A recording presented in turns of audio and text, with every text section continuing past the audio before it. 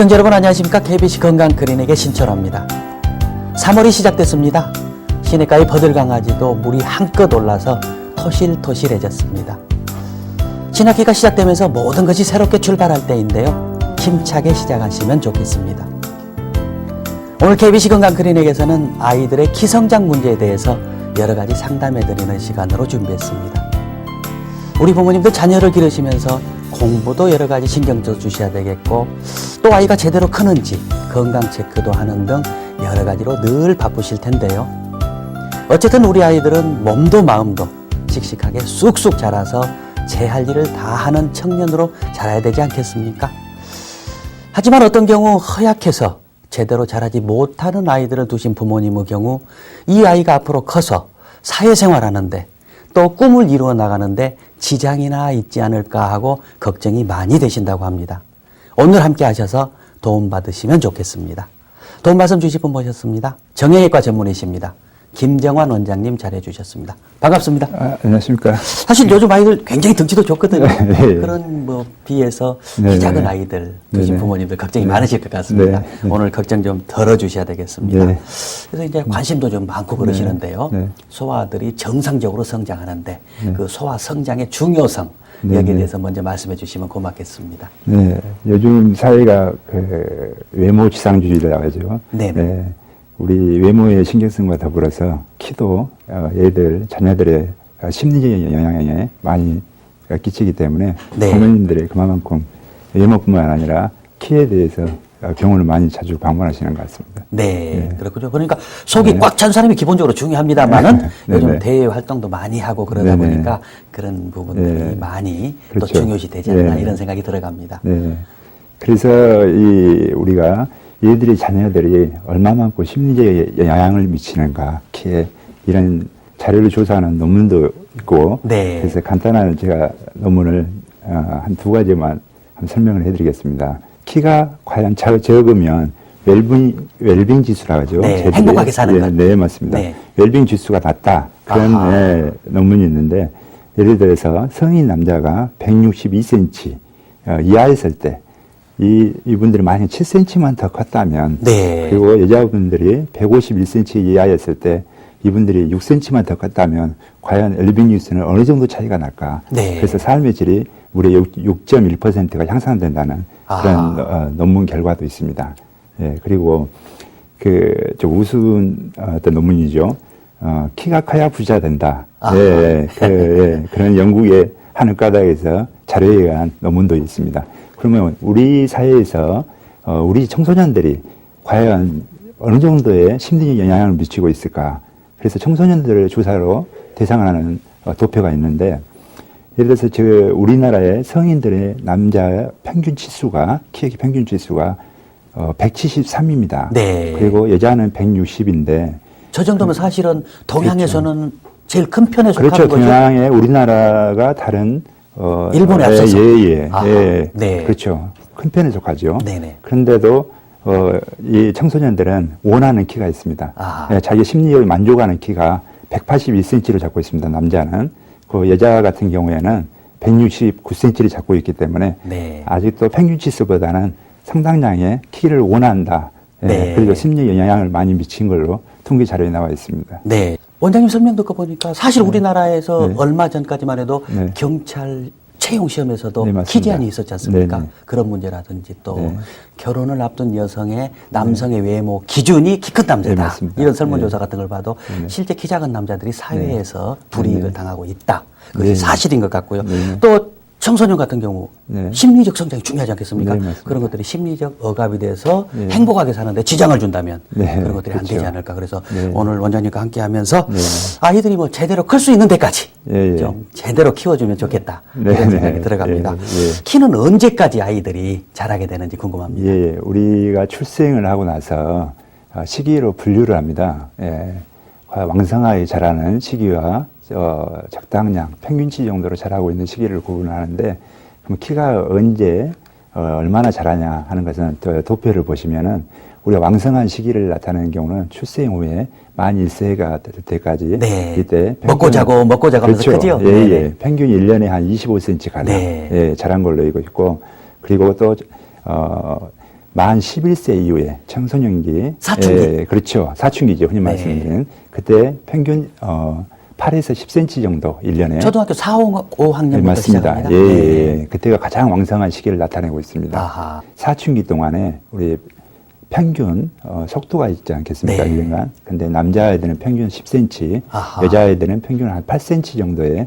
1년의 성장을 나타내고 있죠. 사춘기 때 밥 2그릇 먹고도 금방 배고프다 가거든요. 그렇죠. 그렇죠. 네. 그만큼 우리가 몸에 필요한 영양소가 왕성하게 예, 공급이 돼야겠죠. 네. 예, 그리고 사춘기 동안에 보통 2, 3년을 잡았을 때 남자아이들은 25에서 30cm, 그리고 여자아이들은 15 내지 20cm의 성장을 보이고 있습니다. 그리고 흔히 부모님들이 병원에 찾으셔서 과연 우리 아이가 아직도 클 수 있나? 네. 예, 성장판은 닫혀 있습니까? 하는 아하. 질문이 가장 많습니다. 네. 예, 근데 흔히 보편적인 닫히는 시기가 있습니다. 네. 남자아이들 같은 경우는 16에서 17cm, 그 여자아이들은 14에서 15cm니까 대략 한 2년 정도 차이를 두고 있죠. 그리고 흔히 가장 많은 질문 중에 하나가 딸을 두고 있는 어머니께서 질문이 우리 아이가 초경이 시작됐다. 네. 생리가 시작됐는데 과연 잘할 수 있습니까? 아하. 이런 흔히 속설로 생리가 시작되면 잘하지 못한다는 걸 알고 계시는데 잘하기는 합니다. 네. 예, 근데 그 후로 한 2, 3년 정도 잘하는데 평균 잘하는 속도가 좀 더디게 잘하겠죠. 아하. 그래서 한 생리가 시작되고 2, 3년 동안에 5에서 한 7cm 정도. 네. 예, 그 정도 평균적으로 자라는 것으로 도표상을 나타났습니다. 생리가 됐다면은 사춘기의 절정기다 이렇게 보는군요. 그렇죠. 네. 예, 2차 성징이 나타나는 시기로 보셔야죠. 예, 네. 예. 가슴이 아이들 예. 여자아이들 보면은 커지고 그렇죠. 나서 이렇게 예, 생리가 나오고. 예. 네. 그러니까 2차 성징이 나타난다. 남자아이들 같은 경우는 외모상에 뭐 치모가 보인다든가 네네. 예, 이런 것을 뜻하겠죠. 그리고 성장의 속도를 저희들이 네 시기로 분류를 합니다. 아까 제가 말씀드린 대로 태아에서부터 2세까지 네. 이때 가장 왕성한 시기를 먹고 자고 할 때. 1년에 네. 25cm 가량을 자라게 되는데 이때를 제1 발육기라고 우리가 표현을 하고 있고 또 15에서 16cm에서 성숙기까지 가는 이때는 이제 속도가 감소하죠. 예, 그리고 가장 왕성한 시기를 또 보이는 시기 중에 하나 제2 발육기라고 하는데 아까 제가 말씀드린 대로 사춘기에서 15 내지 16세 이때 네. 이렇게 성장판이 닫혀가는 과정 중에 진행하고 있는데 서서히 시작하겠죠. 그 이후로는. 네. 예. 아까 성장판 말씀도 잠깐 해주셨습니다만은 네네. 키가 네. 자라는 데 있어서는 부모님들 성장판 용어는 다 알고 계시거든요. 예, 그래서 맞습니다. 성장판 또 성장판에는 성장 호르몬이 작용해야 네네, 된다. 네네. 여러 가지가 있는데 네. 우리 몸에서 키가 크는 그런 메커니즘, 생체적 네네. 이런 네네. 특징에 대해서 좀 설명해 네. 주시면 고맙겠습니다. 우리 몸에서 생리적인 조절을 나타내고 있는 게 우리 뇌에 그 뇌하 수체라는 게 있습니다. 네. 예, 조그마한 콩알만한 뇌하 수체가 있는데 여기에서 호르몬을 만드는 공장이죠. 그렇죠. 뇌에서. 예, 예, 네네. 예. 그러니까 우리가 키를 성장판에 의해서 키가 자라지만은 저희들이 환자분한테 오시면은 제가 쉽게 표현을 하기를 성장판은 뼈를 만드는 공장입니다. 네네. 그러면 만드는 명령을 내리는 사장님이 계셔야 되지 않겠습니까? 네. 명령을 내리는 것을 성장 호르몬으로 제가 취급합니다. 그러니까 호르몬의 자극이 없이는 성장판은 아무 그렇죠. 영향을 못 예. 그리고 작용을 못하는 네, 거죠. 우리가 흔히 말씀드린 뭐 칼슘이나 바이타민 같은 경우에는 이게 부품으로 생각하시면 되겠죠. 네. 뼈를 만드는 하나의 부품으로. 그래서 뇌하수체의 전두엽에서 성장 호르몬이 분비가 되면 간을 1차적으로 간을 거쳐서 우리 성장판에 자극을 주게 되는 거죠. 네네. 그러면 자극을 주게 되면 이 성장판이 한 층이 분열을 하면 두 개. 세포 분열. 예, 그렇죠. 세포가 늘어나는 거죠. 네, 개수가. 그래서 계속 예, 예. 분열해서 위로 올라간 것은 뼈로 변하죠. 아하. 그래서 대나무처럼 길이 성장을 이루는 거죠. 예. 이게 하나의 성장하는 메커니즘인데. 식물에서도 끝부분에서 세포 분열해서 길어나가고 뿌리도 그렇죠, 커나가는 그렇죠. 네네. 생장점이 있거든요. 예, 맞습니다. 똑같은 얘기죠. 네네. 그래서 동물의 식물은 어떤 비슷한 메커니즘을 가지고 네. 있지만, 그리고 꼭 성장 호르몬이 가장 중요한, 물론 성장에도 작용을 하지만, 우리 몸에서 대사적인 작용을 합니다. 네. 예를 들어서 지방을 분해하고 단백질을 합성을 하는 거기 때문에 근육량은 증가하고 지방을 분해하는 그런 아하. 작용을 나타냅니다. 네. 그리고 당의 생성에도 많이 연관을 있기 때문에 나중에 그 저혈당이라든가 애가 태어난 후에 저혈당에 빠진 경우에 이 호르몬 부족에 의해서도 저혈당이 빠지는 경우가 의외로 많습니다. 네. 그리고 마지막에 조그마한 작용 중에 하나지만 우리 몸에서 신체적으로 면역작용이라는 게 있습니다. 네네. 나쁜 균이 들어오면 그걸 이겨내는 면역작용이라고 하죠. 네네. 예, 이런 면역작용에 관한 T임파구라든가 이걸 생성하는 흉선이 있죠. 네네. 예, 이게 T임파구를 생성하는 가장 중요한 역할 중에 하나가 성장 호르몬입니다. 아하. 예. 역할이 그래서 다양하군요. 그렇죠. 여러 가지 작용을 하고 있죠. 네. 네네. 그렇게 본다면 저런 성장 호르몬이 네네. 우리 아이들한테 정말 잘 분비되지 않겠습니까? 네네. 그러도록 해줘야 될 텐데 네. 어떻게 결핍됐을 때 증상이라든지 어떻게 네네. 하면 잘 분비될 수 있을 네. 것인지 여기에 대해서 좀 네. 말씀해 주셔야 되겠습니다. 좀 전에 말씀드렸던 성장 호르몬의 가장 큰 기능 중에 하나가 성장이죠. 네네. 네, 그래서 저신장증이란 무엇일까 하고 또 부모님들 많이 물어보시기도 합니다. 제가 조금 이따 또 말씀드리겠지만은 저신장증에 빠지는 경우도 있고 네. 제가 아까 처음 말씀드린 혈당, 네. 당을 생성을 한다고 말씀드렸었는데 만약 호르몬이 부족하면 우리 몸에서 저혈당에 빠지게 됐죠. 예, 심한 경우는 쇼크라든가 이런 저혈당이 빠질 수가 있고 그리고 몸에 지방분을 억제시킨다고 그랬습니다. 제가. 네. 예, 그러니까 지방을 분해하는 역할. 그렇죠. 예, 네. 그러니까 체간 비만이라든가 예, 이거에 빠질 수가 있겠죠. 호르몬이 부족하면. 그리고 음경, 생식기에 조그만하다든가 예, 그런 모습을 띄울 수도 있습니다. 네. 그러니까 우리 몸에서 가장 중요한 역할 중에 하나는 에스트로겐이라는 호르몬도 있습니다. 네네. 우리가 지방 섭취가 늘어난다든가 몸에 지방분이 쌓이게 되면 에스트로겐이라는 이런 호르몬과 분비를 과잉을 초래하게 됩니다. 그런데 이 에스트로겐이라는 호르몬 자체가 성장 호르몬하고 서로 반작용을 아하. 일으키기 때문에 네. 결국에는 성장 호르몬의 억제를 초래하게 되는 거죠. 비만아들의 문제가 바로 그렇죠, 거기서 나오는군요. 그렇죠. 예. 네. 그리고 에스트로겐이라는 이런 호르몬뿐만 아니라 우리 생식기에서 네. 작용을 하게 되는 성 호르몬이라는 게 있습니다. 예, 성 호르몬 자체도 과잉적으로 분비되면 성조숙증 아이도 있는데 과잉적으로 분비되면은 2차 성징이 빨리 나타나겠죠. 네네. 예, 외모적으로. 네네. 예, 그렇게 되면 이 성 호르몬 자체도 결국에는 성장 호르몬과 반작용을 나타내기 아하. 때문에 예, 억제시키는 예. 지나치게 비만이거나 그렇죠. 사춘기가 빨리 네네, 와서 네. 성조숙증이 있는 경우 네, 이런 경우도 경우는 문제가 된다. 네, 성장에 가장 영향을 미치고 있습니다. 네, 네네. 그렇게 볼 수가 있겠군요. 네네. 그렇다면 성장 호르몬이 보통 네. 잘 나오기 위해서는 일찍 자라 그런 말 많이 있지 않습니까? 네네네. 네, 어떻게 예, 분비되고 예, 예. 어떻게 해야 되는지 궁금합니다. 성장 후 저희 흔히 속설이죠. 네, 아이들한테 부모님께서 많이 자라, 많이 자라해서 많이 자서 성장 호르몬이 많이 나온 것은 아닙니다. 네. 이 성장 호르몬은 특이하게 저녁 8시 이후에 우리가 잠을 푹 잤을 때 그때 왕성한 분비를 나타냅니다. 네. 그러니까 잠을 서너 시간을 자더라도 푹 자는 거죠. 잠을 설친다고 하지 않습니까? 네네. 예, 이런 잠을 자게, 그러니까 습관이죠. 잠의 습관이 잘못 길들여지는 애들한테는 성장 호르몬 분비가 그만큼 적어질 수가 있겠죠. 네. 예, 그래서 조금만 양을 자더라도 푹 자는 그런 네. 습관을 기르는 게 굉장히 좋겠죠. 네, 숙면을 취할 수 있도록. 네네, 그러려면 맞습니다. 조금 일찍 재우는 것도 중요하지 않을까? 아, 맞습니다. 이런 생각이 예, 들어요. 예. 10시부터 2시 정도에 네네. 가장 많이 나온다고 네, 근데 보통 그렇게 알려져. 갈수록 이제 과외라든가 아하. 예, 이런 문제 또 TV, 게임 네. 예, 이게 결국에는 악영향을 끼치겠죠. 키 네. 성장에 있어서는. 네. 아까 이제 말씀해 주실 때 소아성장 4단계도 말씀을 해 주셨고, 네네. 그래서 사춘기 때 막 태어나서 푹푹 크기 때문에 사춘기 때 영양 공급, 또 네네. 잠도 그렇게 푹 잘 수 있도록 네네. 이런 것들을 해 주는 것이 꼭 필요하지 않을까 이런 네네. 생각이 들어가는데, 네. 소아성장의 특징에 대해서 좀 더 구체적으로 설명해 주시면 고맙겠습니다. 소아 성장은 저희들이 조금 이따도 말씀드리겠습니다. 그 저신장증, 네. 저신장증을 우리가 원인을 보면 유전적인 원인과 결국 환경적인 원인으로 나누고 있는데 네네. 유전적인 경우는 흔하지는 않습니다. 아하. 네, 우리가 퍼센테이지로 나누게 되면은 20, 30%, 나머지 환경적인 것을 70에서 80%로 보고 있는데 네. 환경적인 것에 가장 큰 영향을 미치는 게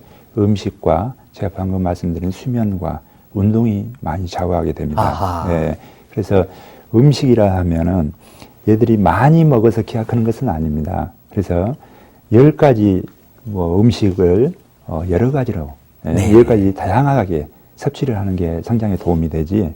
예를 들어서 시금치를 예를 들면 네네.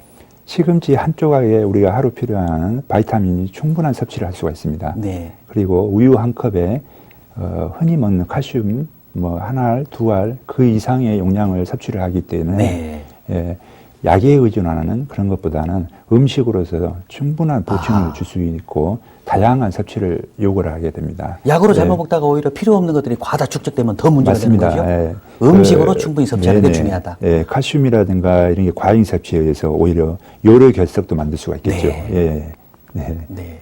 그리고 수면 우리 영양적인 게 있어서 지금 현대사회에서 가장 문제가 되는 게 아이들의 패스트푸드죠. 아하. 예, 패스트푸드에 의해서 외식 문화라든가 네. 이게 결국에는 비만을 초래하게 되고 이 비만에 의해서 에스트로겐이라든가 이런 호르몬의 분비도 촉진되고 네. 예, 그걸로 인해서 반작용을 일으켜서 성장 성장 호르몬을 호르몬이? 예, 분비되는 것을 억제시키게 되고 네. 이런 문제가 생길 수가 있고 또 운동이라면 얘들이 갈수록 게임기 또 컴퓨터 네. 이런 문제점 때문에 보행이 그만큼 적어져서 아하. 예, 운동량이 적어지겠죠. 네. 예, 그것에 의해서 성장판으로 자극을 운동이라 하면은 저희들이 성장판을 자극하는 운동이 가장 좋습니다. 아하. 예, 예를 들어서 이 성장판이 제가 말씀드린 대로 키는 70%가 무릎에서 주로 자라게 됩니다. 나머지 네. 30%는 척추, 고관절, 발목 관절을 전부 합해서 30%이기 때문에 아하. 실질적으로 키에 작용하는 것은 70%는 무릎뼈의 크기, 그렇죠. 성장이 중요했군요. 그런데 이 성장판은 자극을 주면은 굉장히 좋아합니다. 아하. 그래서 하루 한 예를 들면 하루 24시간 동안에 분열할 것을 12시간 만에 분열을 한다든가. 자극을 주면, 그렇죠. 운동을 통해서. 예. 네. 그래서 대표적인 게 줄넘기겠죠. 네. 예. 길이 성장 방향으로. 띄워주는. 그렇죠. 아하. 예. 그런 압력을 줬을 때 굉장히 좋은데 또 어떤 부모님께서는 오히려 우리 아이가 많이 영향을 하면 좋지 않냐. 네. 많이 뛰면 더 좋지 않냐.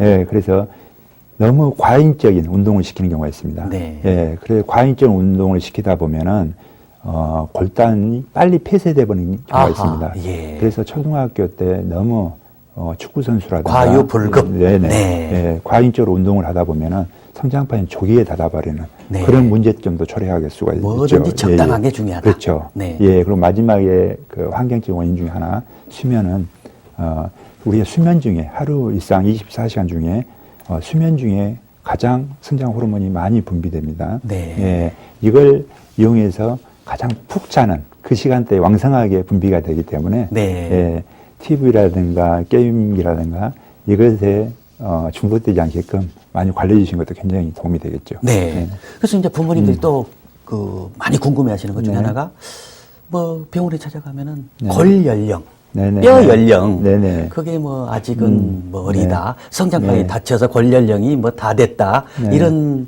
의사 선생님 말씀을 듣고 좀 어려웠다, 어떤 의미인지 모르겠다, 네네네. 골 연령이 낮다, 높다 네네. 그런 말씀을 네네. 한다는데 어떤 의미입니까? 네네. 저희들이 아까 유전적인 네네. 원인이 30%를 잡고 있는데 물론 가족적인 그런 인자에 의해서 부모님과 똑같은 외모를 갖추는 애들도 있습니다. 네. 그리고 체질적으로 저신장증이라고 있습니다.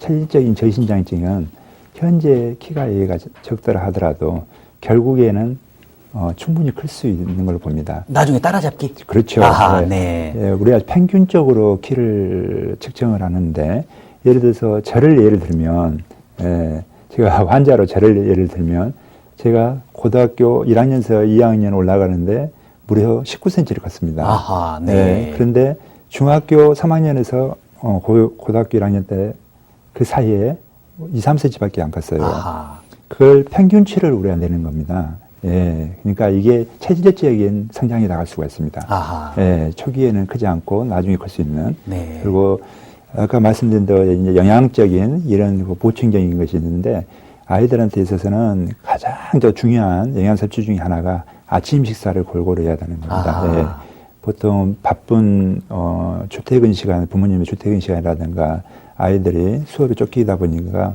그 아침 식사를 걸러버린 경우가 있죠. 근데 굳이 성장뿐만 아니라 학습 능력에도 영양 섭취가 우리 뇌의 가장 중요한 당분 섭취를 네. 떨어뜨리고 이런 영양 불균형 그리고 비만 예, 이런 것과 굉장히 연관이 됩니다. 우리 뇌는 사실 포도당만 에너지로 쓰지 그렇죠. 않습니까? 네네. 그런데 그 포도당의 원료가 바로 밥이기 때문에 네, 맞습니다. 밥을 잘했다. 아침에 네, 먹여서 그렇죠. 보내야 그렇죠. 공부를 잘할 수 있다. 예, 예, 그렇습니다. 그걸 아셔야 되겠습니다. 그리고 아까 제가 말씀드린 대로 그 골고루 섭취, 네. 예, 과일, 바이타민도 굉장히 키의 성장에 특별한 많이 약에 의존하지 마시고 맞습니다. 예. 음식을 골고루 잘 먹여라. 네. 예. 하루 섭취하는 약이라든가 비타민 용량은 충분합니다. 아. 우리 과일이라든가 조그마한 채소의 섭취에 의해서도 충분하기 때문에 건강 보조식품 너무 그것에 의존하는 부모님들이 많은 것 같습니다. 네. 오히려 그래서 악영향을 끼친다든가 또 한편으로는 또 무리한 다이어트라는 게 있죠. 체중을 조절하기 위해서. 여고생들 네. 큰 문제입니다. 네네. 그걸로 인해서 영양 불균형에 의한 성장 장애를 또 초래하는 경우가 있습니다. 아하. 네네. 우리가 청소년기에 영양을 불균형이 일어났을 경우에는 뼈의 성장이라든가 다른 신체적인 영향도 미치게 되지만 비만 같은 경우에는 아주 급한 경우는 비만 성장이 멈춘 후에도 다이어트라든가 어떤 약에 의해서도 얼마든지 살은 뺄 수가 있죠. 네네. 예, 그렇지만 뼈의 성장은 성장판이 닫아버리는 그 시기 이후에는 네. 더 이상의 성장이 없기 때문에 아하. 예, 다이어트에서 영양 결핍이 더 큰 문제가 될 수 있다. 예, 맞습니다. 한번 예. 제대로 성장해야 될 때 네. 성장을 못 시키면 네네, 평생 맞습니다. 비실비실하게 살 수 네네, 있다. 네네네. 네. 그 저신장증이란 그런 원인, 정의를 부모님께서 많이 모르시는 경우가 의외로도 많습니다. 아, 우리 아이가 지금 학교에 갔는데 부모님이 큰데 나중에도 크지 않을까. 그리고 옆에 아이들하고 또래 애들하고 비교해 봤을 때 그렇게 적지 않은 것 같다 하시는데 저신장증의 정의란 우리 학교에 예를 보내서 평균 100명을 잡았을 때 100명 중에 앞에서 세 번째 드는 아이들이라든가 그 1년 중에 평균 아무리 못해도 4cm는 커져야 되는데 네네. 4cm 이하를 큰다든가 그리고 우리 대한민국에 그 남자 성인이 커가는 도표로 이루어지는 그 성장표가 있습니다. 그 표준신장이라고 하는데 이 표준신장에 10cm 이상 미달된 아이들을 우리가 저신장증으로 취급합니다. 네. 근데 한 3, 4cm, 4, 5cm 이런 우리 음식이라든가 이걸로 인해서 적은 경우는 얼마든지 따라잡을 수가 있지만은 저신장증에 포함되는 아이들은 네네. 결국은 평균치에 도달하기가 힘들기 때문에 네. 정확한 진단과 치료를 요하는 경우가 의외로 많습니다. 네. 부모님들이 보실 때 키가 어느 정도 작고 자라지 않을 때 이 정도면 병원에 꼭 데리고 가서 진단을 받아봐야 된다. 네네. 그런 기준이 있습니까? 어떻습니까? 네.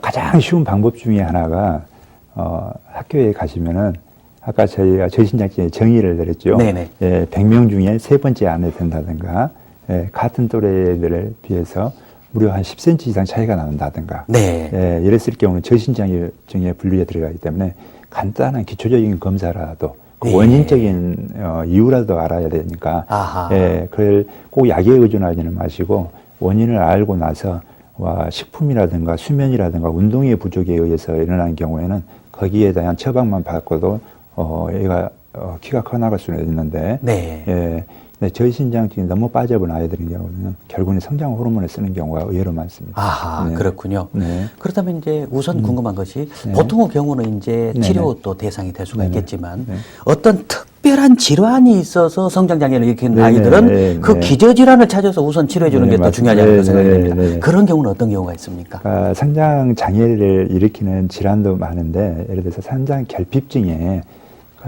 만약에 성장 결핍증이 원인이 되는 경우가 의외로 많습니다. 아하. 그러니까 성장 결핍을 일으키는 호르몬이 결핍됐다는 거죠? 그렇죠. 네네. 예. 결핍증을 일으키는 여러 가지 질환은 있겠죠. 아하. 근데 이런 증세를 보면은 어떤 증세로서 부모님이 알 수 있느냐 하면은 보통 청소년기에는 4cm 정도는 커져야 됩니다. 네. 근데 1년에 4cm 이하를 큰다든가 그 골격의 발달이 좀 늦어진다든가 그 복부 비만이 있다든가 네네. 예, 그 치아라든가 생식기 발달이 좀 늦다든가 그리고 어렸을 때 신생할 때 지속적인 황달이 있었다든가 네. 그 저혈당 아까 제가 혈당하고 연관이 된다고 했죠. 네네. 예, 호르몬이 그런 저혈당이라든가 이런 게 있을 때는 우리 아이가 성장 호르몬이 좀 부족하지 않는가 네. 이것을 1차적으로 한번 의심을 해보는 것도 네, 도움이 많이 되십니다. 그러면 네. 이러한 저신장적인 원인은 조금 전에 말씀하셨듯이 유전성인 경우는 물론 많지는 않습니다. 20, 30%의 비율을 두고 있으니까 네네. 그 가족성 유전성인 저신장증이 있는데 이건 병적은 아니죠. 물론 그 체질성으로 성장이 늦어지는 아이들 이런 경우에는 결국엔 나중에 또 자라는 경우가 많고요.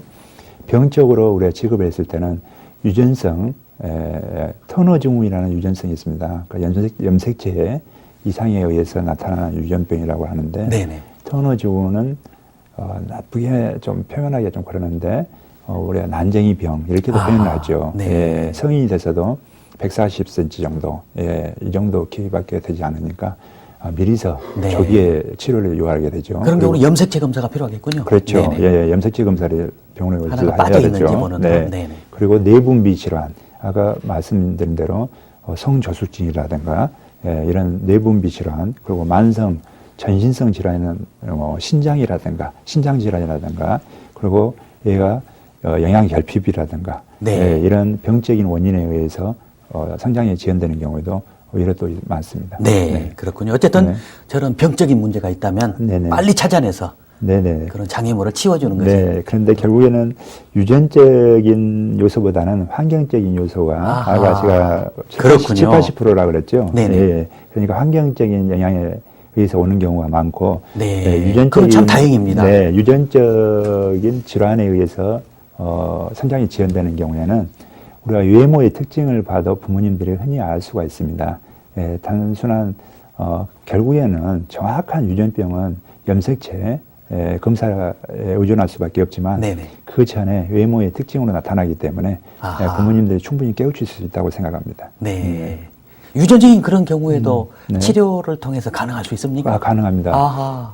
제 환자 중에 터너 증후군 환자와 성저숙증 환자가 있습니다. 네네네. 성저숙증 환자나 터너 증후군 같은 경우에는 워낙 성장이 제가 아까 말씀드린 대로 난장이 정도. 네네. 그 그대로 정도 놔두면 되니까 최소한 남자 아이 같은 경우는 성장이 170 정도 됐을 때 우리가 평균치를 잡았을 때 네네. 30cm 이상은 키워줘야 되지 않습니까? 예, 그래서 장기적으로 보고 성장 호르몬을 꾸준히 투여하는 경우가 많이 있습니다. 네, 그렇게. 그래서 환경적인 요인이 중요하다고 그렇게 말씀을 해주셔서 그래도 뭐 다행이다 이런 생각이 들어갑니다만 좀 더 구체적으로 어떻게 환경이 영향을 더 많이 미치는지 설명해 주시면 고맙겠습니다. 네, 환경적인 요인이라는 음식과 수면, 운동이라고 그랬죠. 그 삼박자. 네네. 근데 중요하군요. 음식이라든가 운동은 우리의 비만과 가장 밀접한 관계가 있습니다. 네. 그래서 성장과 비만을 보면 현대인의 역병으로까지 표현을 하고 있습니다. 비만을. 예, 모든 병의 원인 중에 하나가 가장 흔한 원인 중에 하나가 비만으로 취급을 하고 있는데 소화 비만이 만약에 당뇨나 고혈압, 맞습니다. 성인병으로 가면 그건 평생 가는 거 아닙니까? 영원히 낫지 못하고. 그래서 소아에서 비만인 아이가 과연 성인이 돼서도 비만이냐? 이 퍼센테이지를 내놓는 논문이 있는데 무려 60%가 넘습니다. 예, 설사 지금 현재 비만으로 인해서 비만 치료를 잠시 해서 얘가 정상적인 체중을 유지했다 하더라도 결국에는 성인이 가서까지도 비만이 이루어질 수 있기 때문에 꾸준한 노력과 3살 버릇 8까지 가버리는 거죠. 치료를 먹는 되는 거죠. 이런 그렇죠. 게. 그리고 비만과 더불어 나타날 수 있는 여러 가지 병이 있죠. 심장 질환이라든가 심지어는 암이라든가 그리고 대사증후군이라든가 이런 여러 가지 병이 있기 때문에 비만으로 인해서 모든 이루어진다고 생각하시면 되고요. 그리고 아동 비만이 어느 정도 심각하냐면은 전 세계적으로 지금 증가하는 추세입니다. 우리나라만 보더라도 지금 세계적인 증가 추세에 앞질러 가고 있습니다. 네, 앞질러 가고 있고 오히려 성인 비만율보다도 더 앞서가고 있는 게 아동 비만입니다. 사실 부모님들 책임이 크지 않겠습니까? 그렇죠. 정확하게 아시고 제대로 된 좋은 음식을 적당하게 먹이는 거. 과거 부모님들이 고생해서 못 먹어서 참 잘 먹이고 싶은 그 마음은 이해가 됩니다만은. 그래서 과거에 우리 저희들 부모님들은 마르신 분들 이런 분들 많았었죠. 그러다가 중간 단계로 저희들이 적당하게 살이 찌면 저희 부의 상징으로 표현하는 분도 계셨습니다. 근데 지금 방금 부모님 책임이라고 말씀하셨는데 저도 생각이 똑같습니다. 왜 그러냐? 우리 외식 문화가 발전하죠. 부모님의 조그마한 노력에 의해서 바이타민이라든가 칼슘이라든가 이런 충분한 섭취를 할 수 있는 음식을 공급해 줄 수가 있는데 네. 외식 문화에 의존하다 보니까 이런 영양 불균형이 더 악순환을 초래하게 되는 거죠. 아, 그러니까 그런 것들을 보면은 역시 환경적인 요인이 네, 중요하다는 맞습니다. 원장님의 설명이 네, 맞습니다. 증거가 되지 않을까 네, 이런 맞습니다. 생각이 들어갑니다. 네. 그래서 영양, 수면 이런 것들 강조해 주셨지만 또 심리적인 요인도 클 것 같아요. 가정이 화목하면 네네. 아주 밝게 그렇죠. 건강하게 그렇죠. 몸도 마음도 네네. 쑥쑥 자라지 않을까 이런 생각이 들어갑니다. 그래서 이제 보면은 어린이들 어떤 아이가 이렇게 아주 고환도 커지고 네. 다른 또래 아이들보다도 훨씬 커서 부모님이 네네. 든든하게 생각했는데 네. 갑자기 보니까 뇌 종양, 뇌 하수치 네. 아까 말씀해 주신 네네네. 그 네. 종양이 발견돼서 네. 정말 네. 그런 경우도 있었습니다. 네. 그래서 어린아이들이 너무 빨리 크고 조숙해도 네. 덜 좋다고 하는데 네. 어떤 경우인지 어떤 원인인지 좀 알고 네, 싶습니다. 방금 말씀드린 뇌종양, 그러니까 우리 악성 종양과 양성 종양으로 분류를 하는데 뇌하수체, 우리 뇌 속에 드는 조그마한 콩알만한 뇌하수체가 과잉적으로 크는 경우가 있습니다. 이것을 양성 종양으로 저희들이 취급하지만 네. 과잉적으로 큼으로써 그만큼 분비량은 호르몬의 분비량은 증가되죠. 네. 그래서 성장판이 닫히기 전에 과잉적으로 분비됐을 경우에는 길이 성장에 의한 거인증이 나타날 수가 있겠죠. 아하. 그러면 성장판이 닫힌 후에도 계속 성장 호르몬이 분비됐을 경우에는 이 뼈가 성장판이 닫힌 후에는 옆으로 자라게 됩니다. 그래서 네. 우리 어른들이 옛날에 말씀드렸던 통뼈, 네. 통뼈가 이루어지는 거죠. 예. 그러니까 대표적인 우리 K1 선수인 네네네. 최용만 선수를 아하. 들 수가 있는데 최용만 선수도 아직도 뭐 성장이 계속 키 방향으로 자란 게 아니라 뼈에 통뼈, 아하. 뼈가 굵어지는 네. 그런 성장을 이루어져서 잠시나마 그때 뇌 수술을 요하냐 아니냐 네. 그런 걸로 저도 알고 있습니다. 그런 네. 경우도 의외로 많기 때문에 네, 맞습니다. 조기에 발견해서 네네. 적절한 네. 치료 네네. 꼭 필요할 것으로 네. 생각이 됩니다. 그래서 이제 아까 말씀해 주실 네. 때 또 지금은 작지만 네. 나중에 뭐 쭉쭉 크는 그런 네. 아이들이 있지 않습니까? 네, 그런 네. 경우는 미리서 뭐 작다고 너무 걱정해서 뭐 네. 필요 없는 치료를 한다든지 네. 그래서 안 되지 않을까 이런 생각이 들어갑니다만은 그럴 경우에 정확하게 좀 진단이 필요할 것 같습니다. 네. 어떻습니까? 그 부모님께서 내 키가 크고 아빠의 키가 크니까 지금 얘가 적더라도 나중에 크겠지 하고 시기를 오히려 놓쳐버리는 경우가 의외로 많습니다. 네. 근데 이제 과거에 우리 의료기계가 많이 발전하지 않았을 경우는 단순한 엑스선이라든가 이런 기구만을 의존해서 검사를 했지만 네. 지금 같은 경우에는 골밀도 측정이라든가 여러 가지 측정 방법이 있습니다. 예를 들어서 아동 성장을 평가하는 뭐 비만도 검사 이런 다양한 검사를 통해서 1차적인 스크린 검사에 의해서도 얘가 몇 센치 정도 성인이 됐을 때 자랄 수 있다는 것을 네. 오차 범위 내에서 정확하게 진단을 내릴 수가 있기 때문에 엑스레이 한 예. 장만으로도. 엑스레이와 골밀도 검사 골밀도 검사까지. 그런 네네. 측정 기구가 있습니다. 예, 이것에 의해서 굉장히 2cm 범위 내에 오차 범위 내에서 측정을 할 수가 있기 때문에 얘를 미리서 조기에 치료할 수 있는 여건이 지금 충분히 갖춰졌다고 생각을 합니다. 네네. 미리서 정확하게 진단해서 네네네. 네. 원인까지도 충분히 진단하고 네, 미래 맞습니다. 예측까지 네, 정확하게 할 수 네, 있어서 맞습니다. 네. 적합한 치료를 네. 충분히 할 수 있다. 네, 그렇게 맞습니다. 볼 수가 있겠군요. 그렇다면 이제 우리 아이가 좀 작아서 부모님이 걱정이 되셔서 네. 성장 클리닉을 좀 방문해 봐야 되겠다. 네, 네, 네. 할 때 무엇을 고려해야 네. 되고 어떤 네. 것들에 대해서 준비해야 되겠습니까? 네네. 방문하셨을 때 물론 여러 가지 다양한 검사가 있지만은 이 검사야 제가 검사를 보면 아까 1차적인 스크린 검사로 제 엑스선 검사라든가 골밀도 검사 이걸로 어느 정도는 알 수가 있습니다. 네. 그런데 아주 드물지만 얘들이 뇌 종양 아까 말씀드리는 뇌 종양이라든가 유전적인 질환이라든가 수면 장애라든가 이런 경우에 2차적인 진료를 해서 검사를 하는 경우도 있지만 이 원인적인 질환을 먼저 알아내는 것이 가장 중요하죠. 네. 원인을 모르면 치료 자체가 되지 않지 않습니까? 그래서 영양 공급야 그 작은 아이들의 원인적인 치료 또 영양 공급, 네. 이게 운동 이런 환경적인 치료와 더불어서 성장 호르몬인 투여가 가장 이상적인 치료라고 할 수가 있습니다. 네. 네네. 그렇군요. 네네. 그렇게 이제 해서 치료 를 할 수 있는 기본 네네. 방향까지도 잘 네네. 설명을 해 주셨습니다. 네. 그러나 치료라고 하는 것은 병원에서 이제 전문적인 치료도 필요하지만은 네네. 더욱 중요한 것은 네. 우리 부모님과 가정에서 네네. 아까 말씀해 주신 삼박자 네네. 운동하고 네네. 잘 자서 성장 호르몬 잘 나오게 네네. 하고 또 충분하고 균형 잡힌 식사 네. 이런 것도 중요하다고 말씀해 주셨지 네네네. 않습니까? 거기에 대해서 어떤 운동이 좋은지 식사는 네네. 어떻게 하는 것이 좋은지 수면 이런 것들에 네네네. 대해서 좀 더 구체적으로 네. 집에서 치료할 수 있는 방법 네. 소개해 주십시오. 아까 제가 무릎의 성장판에 의해서 키의 70%를 좌우한다고 말씀을 드렸습니다. 이 무릎의 성장판은 특이하게 길이 방향의 자극에 의해서 네. 쉽게 말하면 우리 줄넘기 하면 어떻게 되죠? 성장판을 통통통 아래에서 치게 되는 역할을 하겠죠. 네.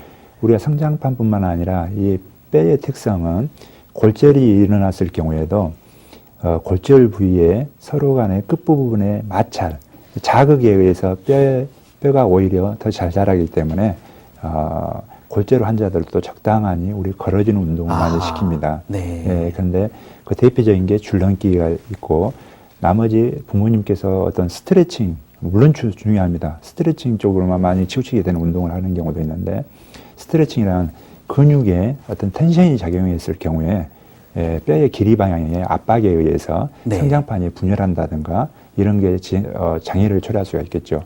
그래서 적당한 스트레칭과 더불어서 줄넘기, 네네. 그리고 스트레칭이 도움이 되는 운동인데 과잉적인 운동에 의해서 오히려 성장판이 빨리 다쳐버리는 네. 골단 현상 그렇게 일어날 수가 있는데 어느 정도 운동을 해야 되냐 그러면 하루를 우리가 시간을 잡았을 때 1시간씩 일주일에 3, 4회 정도. 아하. 그 정도 해줬을 때 가장 이상적인 운동. 줄넘기를 했을 경우에는 한 20회 정도 하고 1, 2분 정도 쉬고 네. 이렇게 한 200에서 500회 정도를 시행하게 되는데 저도 제 아이와 함께 이거 운동하기가 참 쉽지는 않습니다. 네. 그런데 부모님께서는 대부분 아이를 시키는 역할, 항상 동반자적인 역할이 가장 중요하는데 네네. 모든 스포츠도 마찬가지입니다. 운동도 마찬가지로 재미가 있어야 합니다. 재미와 경쟁심. 네. 이게 없으면 스포츠가 이루어질 수가 없는데 재미와 경쟁심을 줄 수 있는 게 부모입니다. 네. 그리고 칭찬과 자극 이걸 줄 수 있는 게 부모님이기 때문에 부모님과 처음에 시작할 때는 항상 같이 하는 아하. 운동 습관을 들여주고 그 재미가 느껴졌을 때 부모님께서 옆에서 지켜보는 그런 역할을 해주신 게 가장 네. 이상적인 운동법이라 할 수가 있겠죠. 옛날 어른분들이 그러지 네. 않습니까? 잘 놀고 잘 먹고 잘 네네. 자면 잘 큰다. 네네네. 그 말이 맞는 것 같습니다. 그래서 네네네. 아이들이 충분하게 잘 뛰어놀면 네. 따로 일부러 시간 내서 운동하지 네네. 않아도 네. 충분한 운동이 되지 않을까 네, 이런 맞습니다. 생각도 들어갑니다. 네. 그런데 요즘 학생들 운동장에서 노는 학생들 거의 없거든요. 맞습니다. 너무 네. 물론 공부가 중요합니다만은 네. 공부와 같이 자연 속에서 뛰어노는 것이 잘 조화를 이루면 네, 좋겠다. 맞습니다. 이런 생각이. 예, 예. 사실 선진국 미국 같은 데서도 학생들 모두를 강제적 의무적으로 스포츠 클럽에 가입시키고 맞습니다. 부모들이 네. 후원하게 하지 않습니까? 네, 네. 우리도 빨리 그런 제도가 정착되면 좋겠다. 네, 이런 네, 생각이 네, 들어갑니다. 맞습니다. 그래서 이제 가장 이제 치료 중에서는 아까도 잠깐 말씀을 여러 번 해주셨습니다만은 확실하게 공인된 유일한 치료는 성장 호르몬 치료가 아닌가 네, 이런 생각이 네, 들어가거든요. 네, 네. 성장 호르몬 네. 치료에 대해서 구체적으로 설명해 주시면 고맙겠습니다. 성장 호르몬은 저도 환자분이 오셨을 경우에 성장 호르몬을 권하기가 참 난처합니다. 왜냐하면 치료 효과는 상당한 효과를 보지만 너무 아직까지는 고액입니다. 아하. 성장 호르몬이 최초로 개발될 경우에 선진국 같은 경우에는 50년 전으로 거슬러 올라가는데 저희 나라는 한 20년 전부터 성장 호르몬의 치료제를 개발하게 됐습니다. 그런데 이 효과 면에서도 굉장히 우수합니다. 네. 효과 면에서는 저희들이 환자를 봤을 때 치료 전에 3 내지 4cm 1년에 그 정도밖에 자라지 않는 아이를 만약에 투여를 했을 경우에 1년에 10에서 12cm 가량을 평균적으로 키웁니다.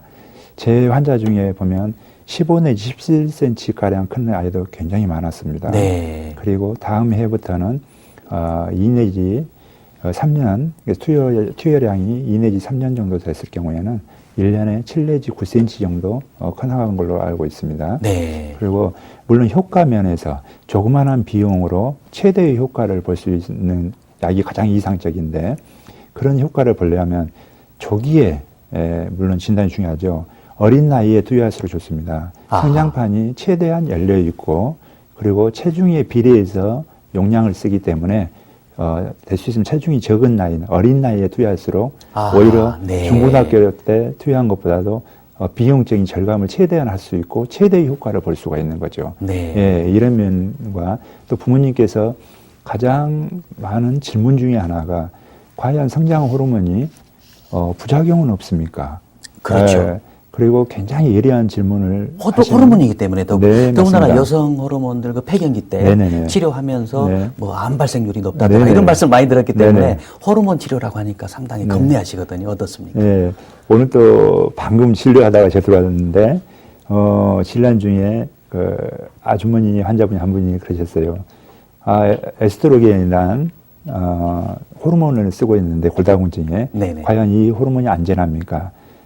그런 질문을 저한테 던지신 적이 있는데, 호르몬은 과잉적으로 됐을 때 부작용은 분명히 있습니다. 근데 에스트로겐이나 이런 호르몬은 여러 가지 학설이 지금 변하고 있습니다. 그래서 네. 환자분들도 많은 혼돈을 초래하게 됩니다. 이게 과연 암을 발생하느냐, 그러면 암을 발생하지 않느냐. 가장 최근에 나온 정설은 암에 직접적인 영향을 미치지 않는데, 네. 암 환자, 모르고 암을 가지고 있는 환자한테 썼을 때는 암의 전이를 초래하는 네. 때문에 1차적으로 암 검사를 충분하게 거친 후에 투여하는 것이 가장 안전한 걸로 나와 있고, 네네. 이 성장 호르몬도 물론 모든 호르몬은 암 환자에게 써서는 안 됩니다.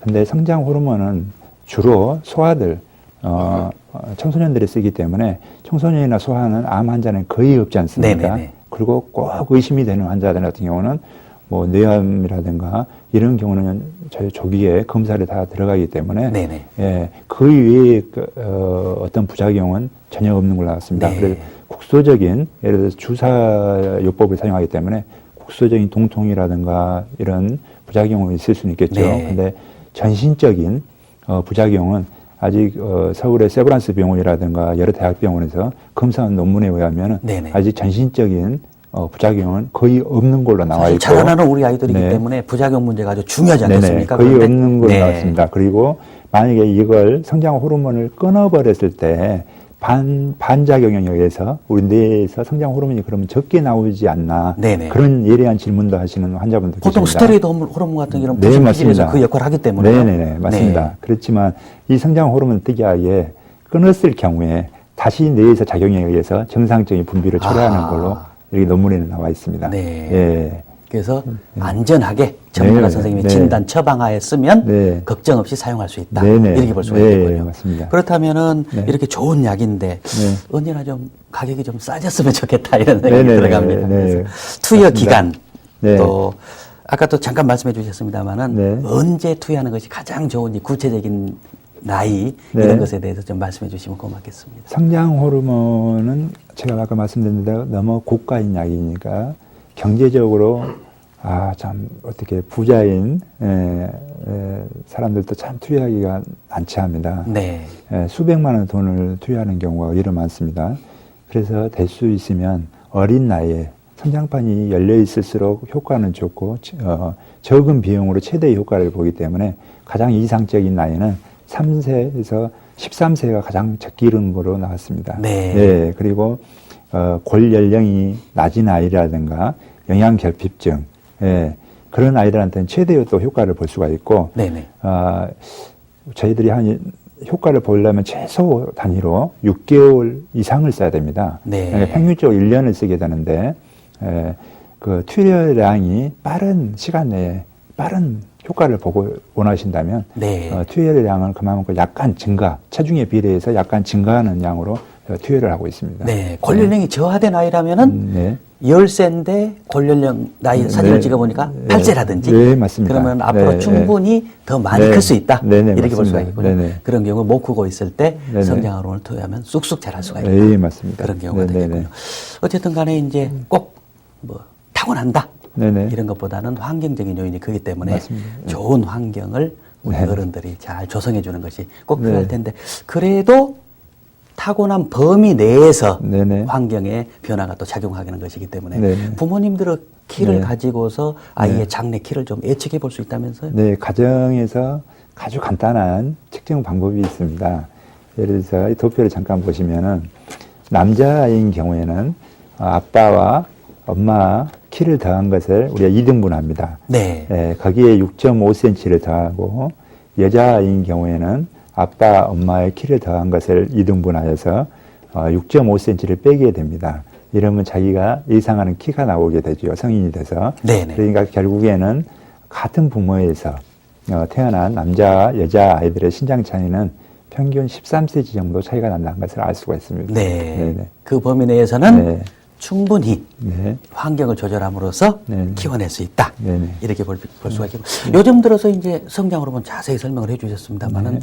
성인들에게 있어서도 성장 네. 호르몬이 상당히 네. 여러 가지로 연구되고 있고 네네. 관심을 많이 끄는 것 같습니다. 네네. 성장 호르몬을 통해서 피부를 좋게 할 수 있다든지 네. 또 비만을 좀 조절해 볼까 이런 임상 연구들이 많이 있는 걸로 네네. 알고 있는데요. 그런 것과 더불어서 또 성인들의 경우 성장 호르몬이 결핍됐을 때 네네. 여러 가지 문제가 좀 생긴다고 하는데 네네. 어떤 문제들이 있을 수 있습니까? 성장 호르몬이 흔히 부모님께서 우리 아이가 성인이 됐을 경우에는 성장 호르몬이 나오지 않냐, 끝나버리지 않냐 그렇게 생각하시는 분도 있습니다. 네. 이 성장 호르몬은 아이에게는 키에 작용하는 것에 많은 영향을 미치겠지만 성인에 있어서도 우리가 쉽게 말하면 인생을 마칠 때까지는 성장 호르몬이 계속 필요하게 됩니다. 네네. 그 성장 호르몬이 계속 분비가 되고요. 그런데 보통 50세 이후에 평균적으로 성인이 50세 이후에 무려 50%가량의 성장 호르몬이 뇌에서 분비가 줄어들게 됩니다. 네. 근데 성장 호르몬이 성인에 있어서는 결국에는 줄어듦으로 인해서 나타나는 여러 가지 문제점이 생길 수가 있는데 그 대표적인 게 수명이 짧아지게 됩니다. 아하. 예, 수명이 짧아지고 심질환에도 많은 영향을 노화가 빨리 미치는- 오는 거죠? 그렇죠. 아하. 심장질환에도 발생 빈도가 높아지는 거죠.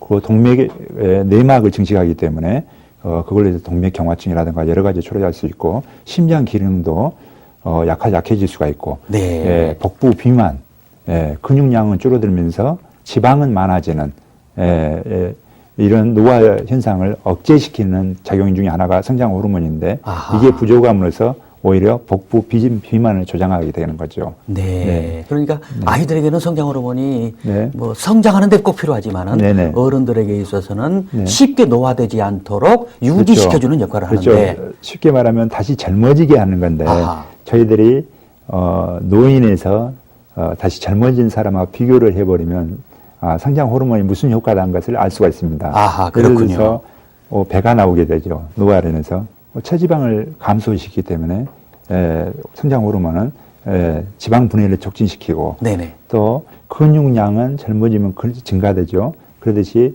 근육량을 증가시키고 심지어 노화에서 올 수 있는 골밀도를 증가시키게 됩니다. 아하. 밀도가 떨어진 것을 증가시키고 또 노화의 반전을 일으키는데 방금 말씀드린 대로 잔주름을 억제시키고 심지어는 성욕을 증가시키는 그런 효과를 많이 보이고 노화 있습니다. 방지하고 밀접한 관련이 있다. 그렇죠. 그러니까 성인들에 있어서 그러면은 그 여성들의 네. 그 여성 호르몬 네. 폐경기 때 치료처럼 네네. 저렇게 노화가 일찍 네. 오신 분들에게 네. 이런 성장 호르몬 치료가 가능한 수준까지 왔는지 네, 검증이 맞습니다. 됐는지 네. 그런 것들이 네. 궁금합니다. 성인 성장 호르몬은 지금 소아 성장 호르몬과 마찬가지로 굉장히 고가입니다. 아하. 고가인데 투여량은 주 1회 정도로 투여하고 있는 약들이 대부분입니다. 그렇기 때문에 1회 요법, 평균 저희들이 한 3, 4개월, 주 1회에 3, 4개월 정도 투여하고 있는 용법으로 가장 많이 쓰고 있습니다. 그런데 네. 대부분 꺼려 하시는 거에 고가인, 경제적인 부담이 가장 크죠. 네. 좋으면서도 쓸 수 없는. 그리고 물론 가장 이런 부작용이 거의 없지만 혹시라도 모든 호르몬과 마찬가지로 암이었을 경우에는 투여하기 안 되기 때문에 간단한 기초적인 암 검사는 걸치고 나서 투여하면 가장 네. 이상적인 효과를 발휘할 수가 있습니다. 그러니까 사실은 네. 아직은 네. 뭐 여성들 폐경기 때 호르몬 치료는 보편화되고 누구나 알고 있지만 네네. 뭐 노화 방지를 위해서 성장 호르몬을 치료한다는 것은 조금 생소하거든요. 네네. 그래서 안전성이라든지 이런 것이 네. 확실하게 검증되고 네네. 구체적으로 실행되고 있는 것인지 그런 것들이 궁금합니다. 지금 선진국에서 거의 검증이 다 완벽하게 이루어져 있습니다. 네. 예, 검증이 다 돼 있고 우리나라에서도 지금 굉장히 많이 쓰고 있는 실정이고 저한테서도 지금 환자분들 여러분이 지금 투여하고 있는 상태입니다. 대체로 네. 치료받고 만족해들 하십니까? 주로 남자들은 일시적인 증세의 호전이 나타나기 때문에 70세 이후에 노인이라든가 좀 웃음 말 남자 같은 경우는 성욕이 갑자기 증가되는. 저희들이 3, 4개월 요법 쓰지만은 주 3회 정도만 썼을 때도 성욕이 증가된다. 네. 그리고 여성분들은 주로 주름이라든가 피부가 많이 좋아진 것 같다. 네. 그리고 운동을 좀 좋아하시는 노인분들은 이게 근력이 상당히 호전되고 있다. 이런 표현을 많이 해주십니다. 마음까지 같이 밝아지는군요. 맞습니다. 네. 네네. 어쨌든 그런 좋은 치료법이 있다면 네네. 빨리 좀 저렴해졌으면 좋겠다. 네, 맞습니다. 이런 생각이 들어갑니다. 네. 이제 성장 치료를 네. 하면서 사실 임상에서 저희들이 네. 환자를 보다 보면은 네. 가장 장애가 되는 것이 속설이나 민간요법 이런 것들 때문에 많이 시간을 낭비하고 돈과 에너지를 낭비하고 병을 키워서 병원에 오는 게 그게 문제 아니겠습니까? 맞습니다. 이런 뭐 키 성장 치료에서도 여러 가지 속설이 있을 것 같습니다. 어떤 것들이 있습니까? 저희들이 여러 가지 질환, 본인이 물론 고통받는 질환, 허리 디스크라든가 관절염이라든가 이게 대부분 환자분들이 귀가 얇아지거든요. 저신장증도 마찬가지로 어머님들의 떠돌 수 있는 그 속설들이 굉장히 많습니다. 네. 대표적인 게 첫 번째 우리 도표를 한번 잠깐 보실까요? 많이 먹으면 키가 큰다. 네. 물론 과거에는 못 먹어서 못 컸습니다. 근데 지금은 충분한 우리 섭취량이 있죠. 근데 그 밸런스를 깨뜨리는 거죠. 네. 예를 들어서 제가 말씀드린 대로 밥을 한 그릇을 먹더라도 여러 가지 요소가 들어가 있는 밥하고 한 가지 요소가 들어있는 밥을 10그릇 먹은 거하고는 엄청난 차이를 나타냅니다. 네. 그러듯이 오히려 많이 먹어서 비만을 초래하지 키하고는 큰 영향을 미치지는 않습니다. 그리고 운동하면 키가 큰다. 적당한 운동량은 성장판에 자극하기 때문에 분명한 키에 영향을 미칩니다. 네. 근데 과잉적인 운동은 조기 성장판을 폐쇄시켜 버린다든가 그리고 성장판 손상이라는 운동 손상을 초래하게 될 수 있는 문제점이 있습니다. 뭐든지 적절한 게 좋군요. 그렇죠. 네. 그리고 칼슘제를 많이 찾는 부모님들이 많습니다. 아까 제가 조금 전에 우유 네네. 한 컵 정도가 충분하다. 그 정도 섭취면은 칼슘량의 충분한 섭취를 주실 수 있다. 이런 표현을 했는데 우리가 오히려 칼슘제를 복용함으로 인해서 요로 결석이라든가 이런 부작용을 초래할 수가 있습니다. 그리고 잠을 많이 자면은 키가 큰다. 물론 잠을 자되 푹 자는 것이 중요하지만 오히려 잠을 많이 자면은 나태해지겠죠. 그런 문제점이 생길 수가 있습니다.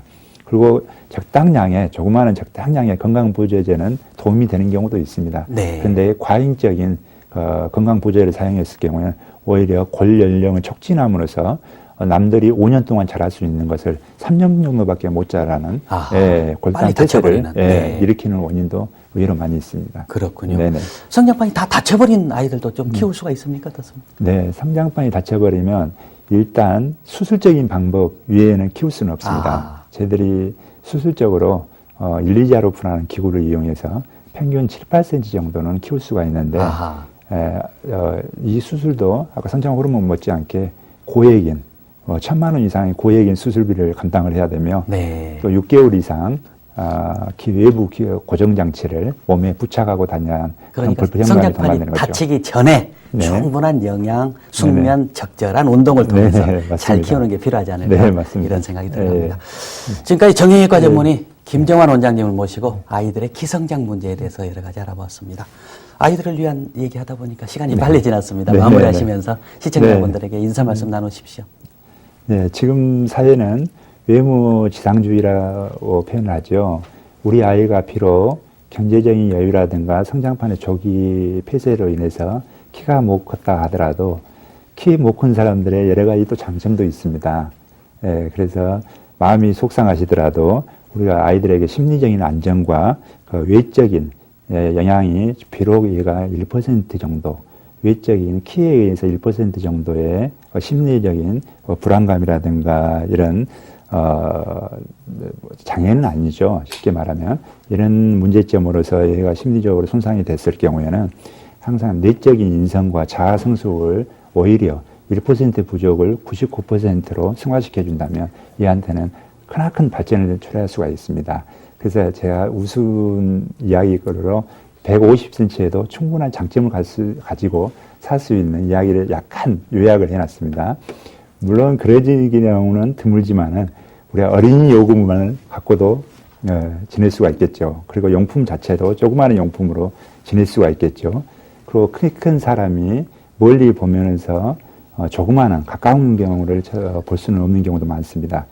키 큰 사람이 못 보는 분야도 충분히 볼 수 있는 장점도 있고, 또 운동량에 있어서도 키 큰 사람이 2번 걸을 것을 3번 걸음으로써 운동량이라든가 이것을 얼마든지 늘려나갈 수가 있겠죠. 키 큰 사람이 들을 수 없는 작은 고추가 맵다는가, 작은 거인, 위인이라는 이런 표현을 조그마한 노력에 의해서 들을 수 있습니다. 그래서 아이에게 너무 심리적으로 위축되지 않도록 부모님께서 항상 격려해 주시고 노력해 주시는 것이 가장 바람직하다고 생각됩니다. 여러 가지 말씀 고맙습니다. 네, 감사합니다. 시청자 여러분, 오늘 아이들의 성장에 관해서 도움 많이 되셨습니까? 우리 아이들 기쁨만 아니라 마음도, 꿈도, 자신감도 함께 키워주시면 좋겠습니다. 우리 아이들은 사람끼리 어울리면서 부대끼면서 대자연 속에 뛰놀면서 미래를 살아갈 진짜 힘을 얻는다고 합니다. 부모님들의 올바른 또 지혜로운 사랑이 꼭 필요하겠습니다. 시청자 여러분, 요즘 잊고 사는 우리들을 깨우쳐주는 잔잔한 감동을 주는 영화가 있는데 혹시 보셨습니까? 40년간 노인과 소의 속 깊은 정을 다룬 원앙소리라고 하는 영화인데요. 삶의 본바탕에 느껴지는 묵직한 진심, 그리고 삶의 근원을 다시 생각해보는 영화가 아닌가 생각이 되었습니다. 우보라는 말이 있지 않습니까? 소처럼 걸어라. 신학기를 맞이하는 우리 아이들에게 마음의 소 한 마리씩 기르게 한다면 몸도 마음도 쑥쑥 자라지 않을까 생각이 됩니다. KBC 건강클리닉 오늘 순서 모두 마치겠습니다. 안녕히 계십시오.